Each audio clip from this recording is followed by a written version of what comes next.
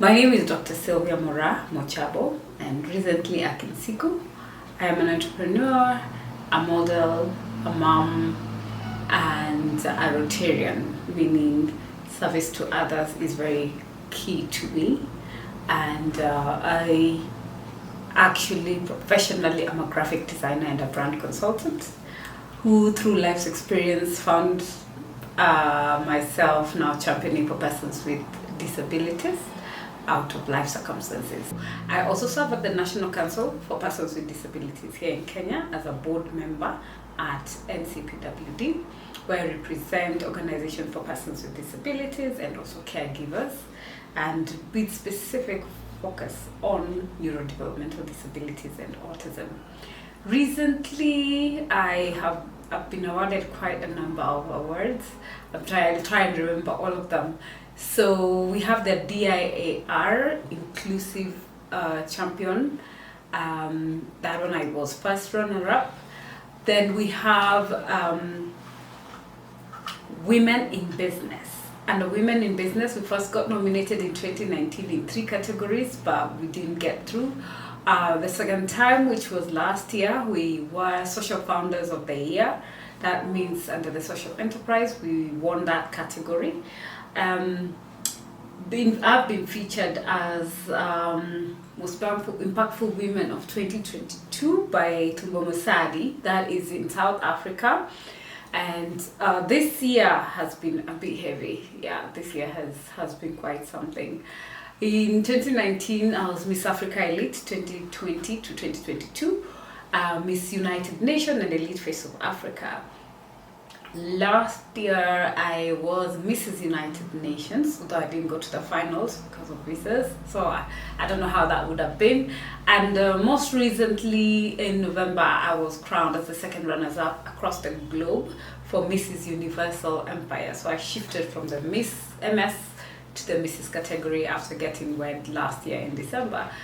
More other accolades that actually came are Social Founder of the Year in Africa, out of 3,000 businesses that had applied, which was quite something to become number 2 across the African continent. In 6 countries participated, so that was truly humbling. Apart from that, same day I was awarded by Biashara Africa as the social founder and the social enterprises category in Kenya. Were selected 50 of us out of 50 business persons, and we won the category for diversity and inclusion. And I was born in the slums of Huruma back in the 80s. So I went to Salama Primary. From there, I went to Chogore Girls boarding out in Meru, which was very cold, for my primary education. After that, I was called to the Alliance Girls High School for my 4 years. Funny enough, at that point, I was called to UON, but it was not a course that I wanted. So the defiance in me decided to choose to go to a college, because I'm an artist and I really, really wanted to do and pursue art, which is what I like and I enjoy. And I appreciate the fact that I actually did that, because it's what brings me to where I am. I use art, and that is the graphic design skills that I have and the public relations to communicate. So we help companies, we help individuals communicate and sell their business products and services. So, and then I remember I went back after my arts diploma. I tried to go to business education. Then parenting came through, so I didn't finish that. But then during COVID, I took up a course for autism and ADHD, because when I said I'm a mom, I have 3 boys, and 2 of my kids are on the autism spectrum. And currently my life revolves around them, and that is how also my career shifted after giving birth and walking this journey of parenting. And it was about time that things changed. And change begins with oneself. So I had to make that sacrifice. You just mentioned that 2 of your boys are living on the spectrum. Now, Did you know about autism before maybe you gave birth to the boys? I've never had the word autism in my life until that day. Because first of all, the neurologist I was seeing, because my first baby first showed convulsive disorder before the autism. So as time moved on is when I was told, oh, you actually need to go for assessment, and kept asking what assessment until when I was given the news that my son has autism. And I had never imagined, even the convulsions, you just read about things in textbooks until it happens to you, and the reality of it now dawns on you, and you go on the hyper mode of just, what is this thing, trying to understand. And even after raising the first child, when the probable diagnosis was there for my second child, I still couldn't process it, no matter how much information I had at the point. It's you're never ready for it. You're never ready for it. Yeah. What was your reaction when now you came to realize that your boys have autism? That is. What was your first reaction? What came into your mind? Felt like a death sentence. Because you see, the thing is, when doctors are telling you, or whoever who's giving you a diagnosis is telling you that your child is autistic, how the news is delivered to you matters a lot. I believe that's one of the things I want us to change in our systems here in Kenya, because if you just tell me, oh, your child has autism, expect this and this and this and this and this, and then take time to discuss process, and then you're being asked who in your family has it. First of all, you just dropped a word I have never heard of before. Then now I'm being asked if anyone in my family has it, then you start questioning, you and your partner start asking each other. It brings tension. You already have enough tension. So it was not easy. Sadly, by the time I was actually getting the actual diagnosis, I was handling it alone. So you just take time, process it. It was depressing, while the only thing you constantly keep asking is why and how and where from. And those are answers no one in the world actually knows what causes autism. So you can imagine, as a newly diagnosed parent, asking yourselves that question. And it's a lot of sleepless nights. Who do you talk to? Who do you run to? Who else has it? Because you see, you never really pay attention to something until it's home. That's the time now it starts making sense. And okay, you talked about handling it alone. What about the family? Your broader family. Okay, after maybe the diagnosis had been done, now for you, you've been told now your children are on the spectrum. How did you deliver that news to the family, and how did they receive that kind of news? Mine was different, considering it was not autism first. Because you see, it was a lot of gastro issues. We were forever in hospital, reflux, convulsions. So I was dealing with convulsions before I could deal with autism. So that doctor inspector trying to find out where it comes from had already happened and caused the strain that it had. And it was just like, where do we go from here? Doing MRIs, etc. So, that means the family knows what you're going through. So it was not a pure opportunity of saying, oh, something is wrong.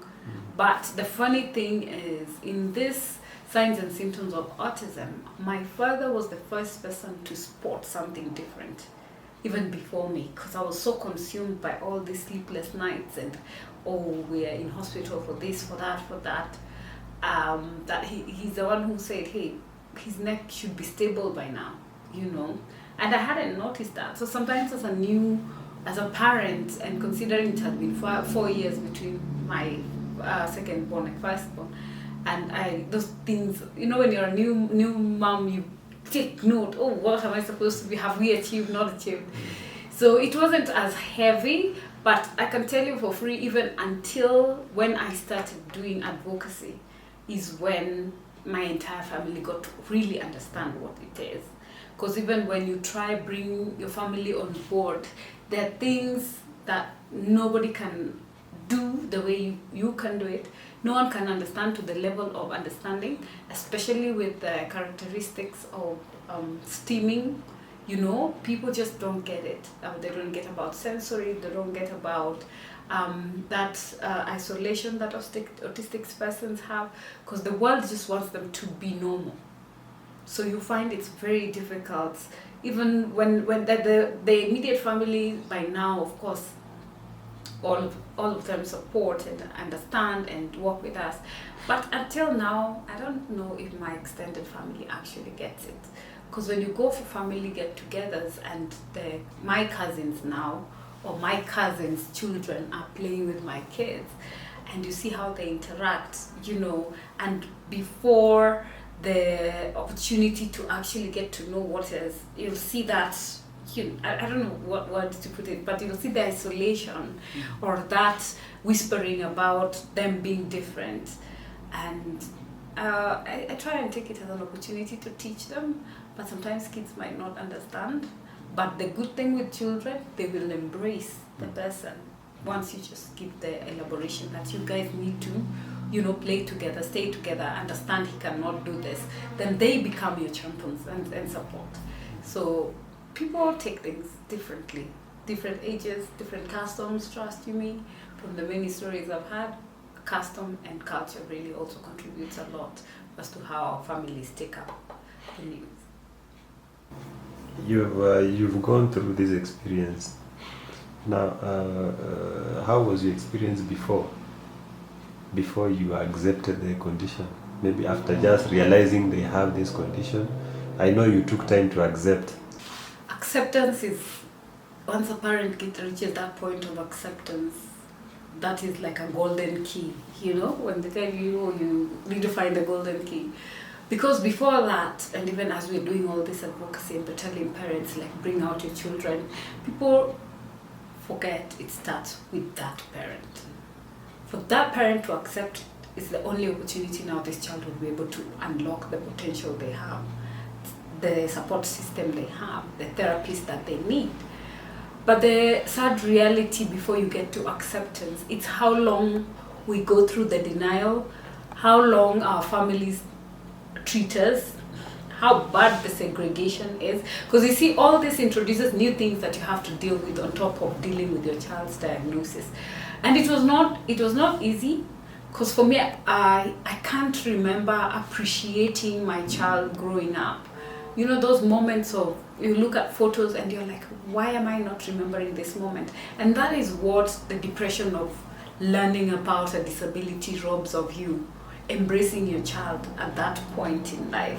Because you're busy running around trying to figure out, trying to put things straight, and trying to get to the point of acceptance. For Andrew, there was no way out. I just had to figure it out at that point. So there was no time for too much denial, because it was the thing with epilepsy, it does not give you room for dilly-dallying. But autism, I know I did the first diagnosis, and it took me a while to really process, understand, and even go to therapy, understand what therapy is, find places where I can actually get this therapy. There is no place that those back in the days that would offer, and I had not gone to. And you go and your child does not align, and you go and it's just too much, and you have to quit your job to just be there for this child. So there is too much that comes to you that burdens a parent, that makes it so hard to see clearly how to move forward. Why I say this is, even for my second child, I got diagnosis 3 times, but I did not accept it.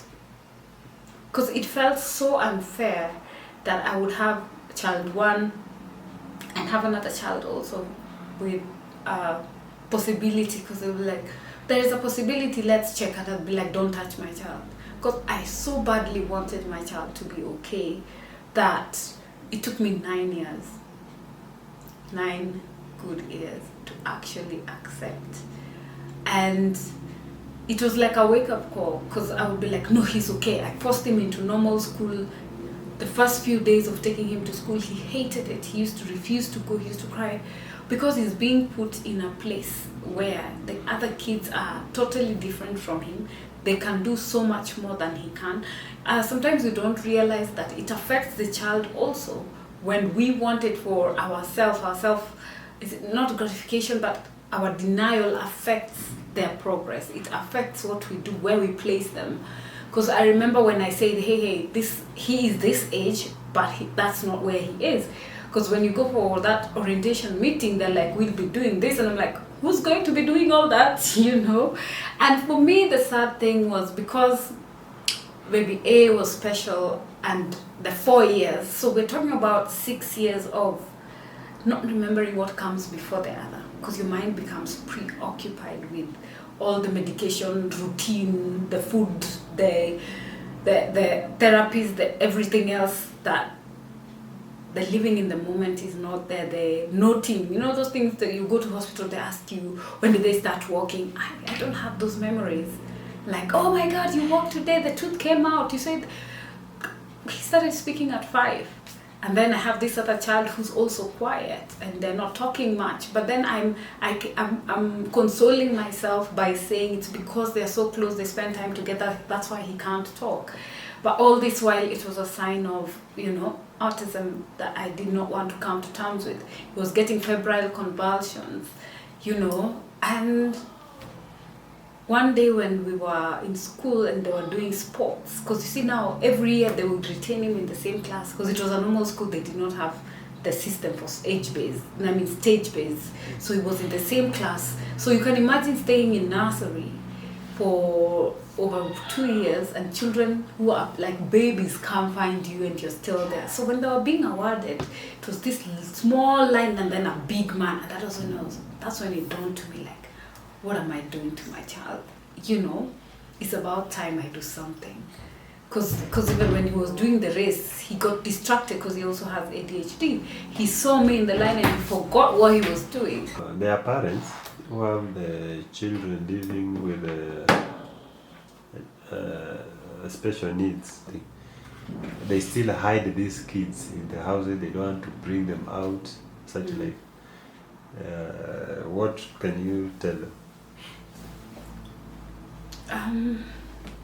When it comes to stigma, acceptance, and getting to the point where you accept your child for who they are and openly coming out, is something that has to go with the parents' circumstances and where they are and how much information they have.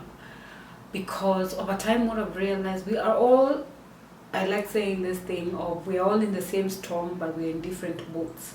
There's those who can afford a ship, there's those ones who can afford a raft, there's someone else who will just chop a block and that's all the raft they can make, and someone else has a small boat. What I mean with this is, like, depending on the environment that you are, people will treat you differently. That will either make or break you.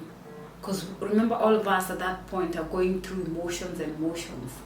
And if I'm going through something and all the society is doing is pushing me lower and making me feel worse, because let's call a spade a spade. When we get diagnosis, the first question we usually get is like, oh, what did you do wrong? Oh, this is a curse.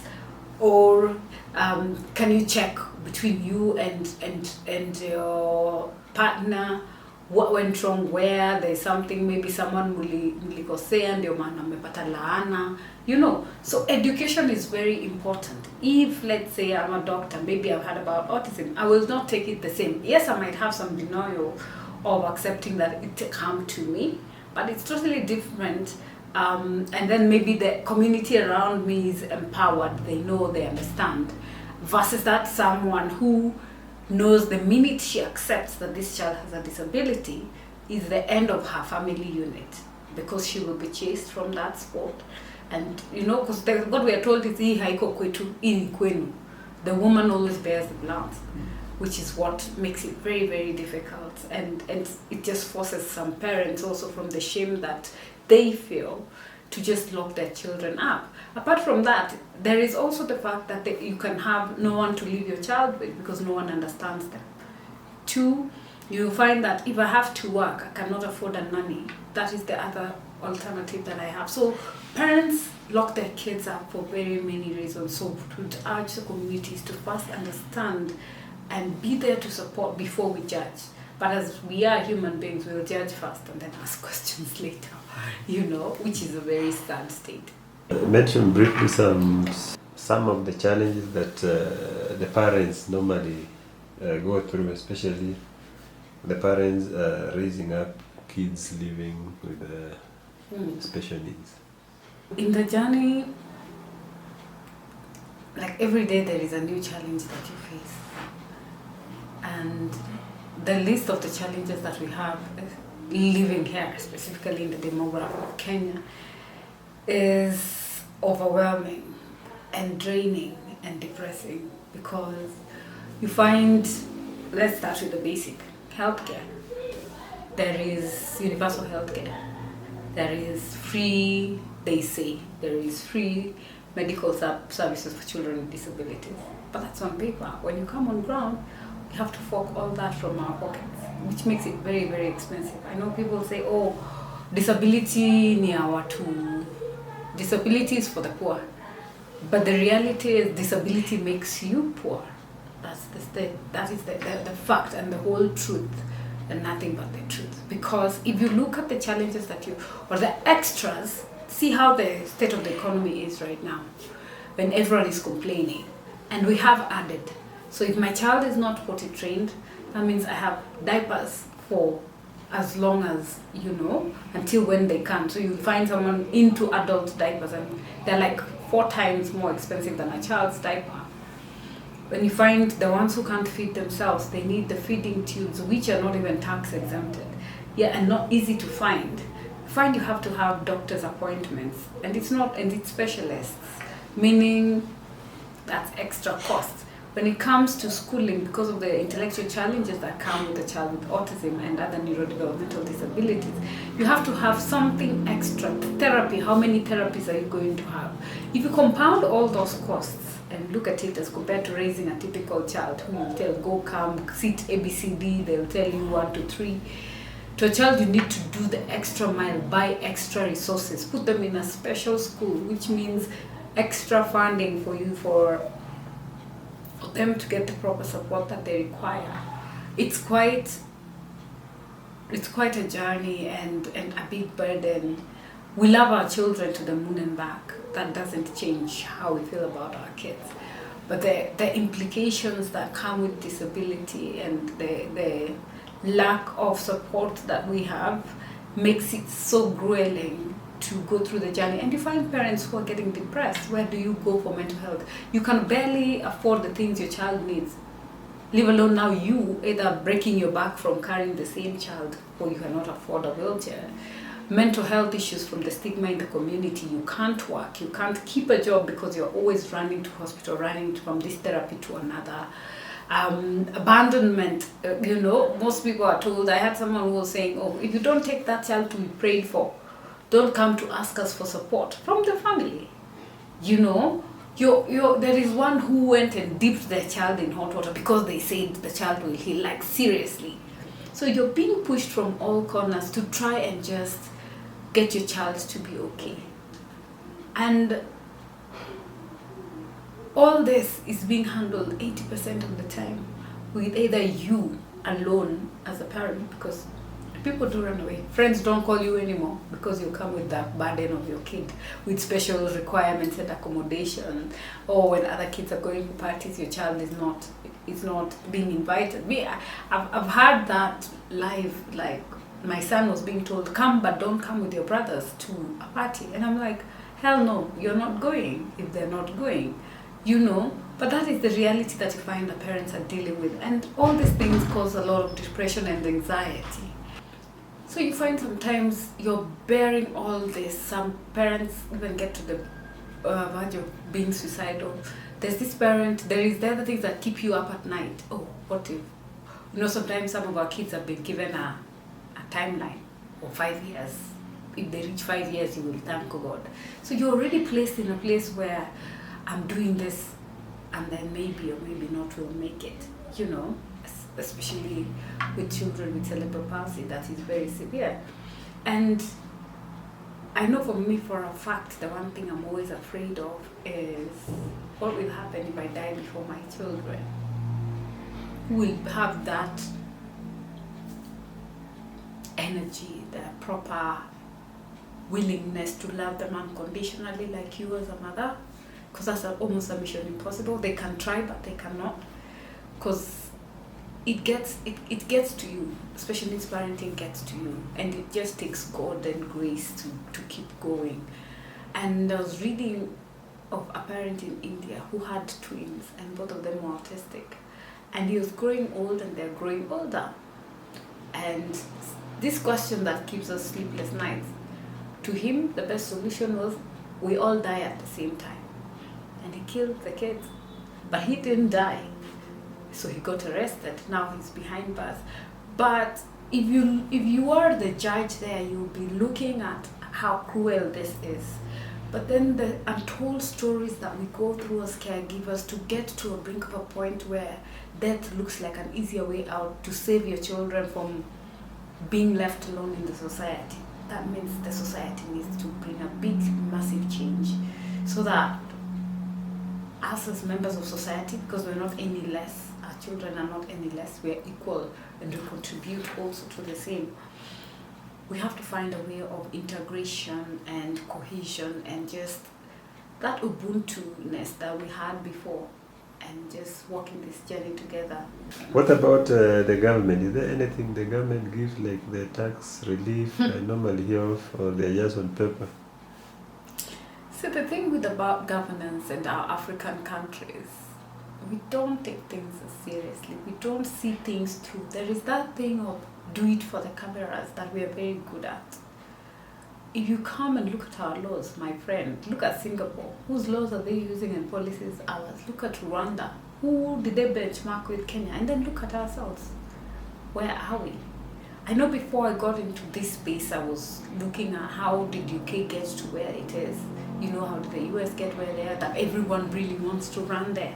But it's about systems working. It's not about signing. Oh, SDG, yay, hype it, sign. Oh, UNCRPD, sign. Oh, the act and the constitution says. But who's implementing?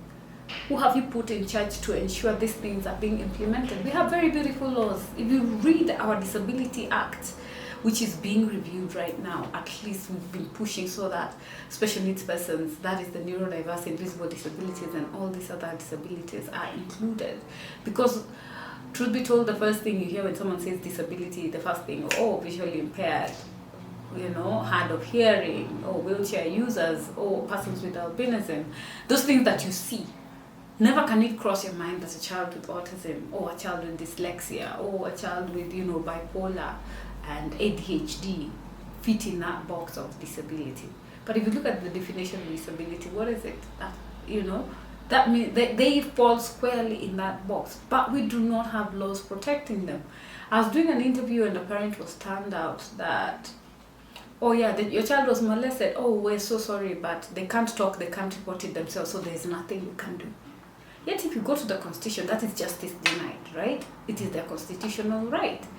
So our systems have things in place, but they are bent or are disregarded for those who are not able to fight for themselves, and that's one of the things that really pain me. And I hope that we will get there slowly but surely with all the advocacy that is going on. And the good news, though, at least in our Disability Act, we have the programs that are there under the National Council. So they work well for the physically challenged. I will not lie, those ones work well. If you look at the act for the one for the program for persons with albinism, straightforward. What are you lacking? Sunscreen. Here is sunscreen. Here is education. Here is protective clothing. But when you come to neurodiversity, we are very complicated. We are fortunate enough, all this advocacy that has been going on in the past 10 years finally bore fruit, and now we have a program being curated at the National Council, because the government allocated 50 million for persons with autism and other developmental disability. But is it enough? That can only source 6,000. if we were to bring the statistics of how many children with disabilities are on the autism spectrum, it's shocking. Because if you look at the statistics of autism between 2000 and now, it has increased by 316%. We are at 1:36. Just 2 years ago, we were to 1:54. So there is something that's coming by. Are we ready for it? Are we prepared? You know, because even now, as much as we have this program coming, how do we implement it? Because our systems are not straight. That's a fact. Look at where we are with NHIF. And that is one of the greatest persons who can support the council very well to implement and meet the diversity of the needs that we have on ground. Our health system, the education system needs to work together. But when you come, for us being in the space, you know how difficult it is to just get one thing to be done by two ministries. Yet we're in the same country serving the same, you know, learners, students with disabilities, children with disabilities, at home, in school, you know, in the rural areas across the nation.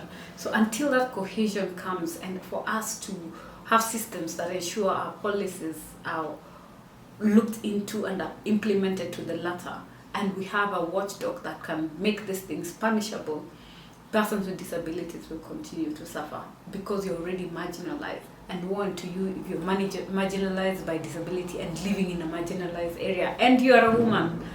It's like a death sentence.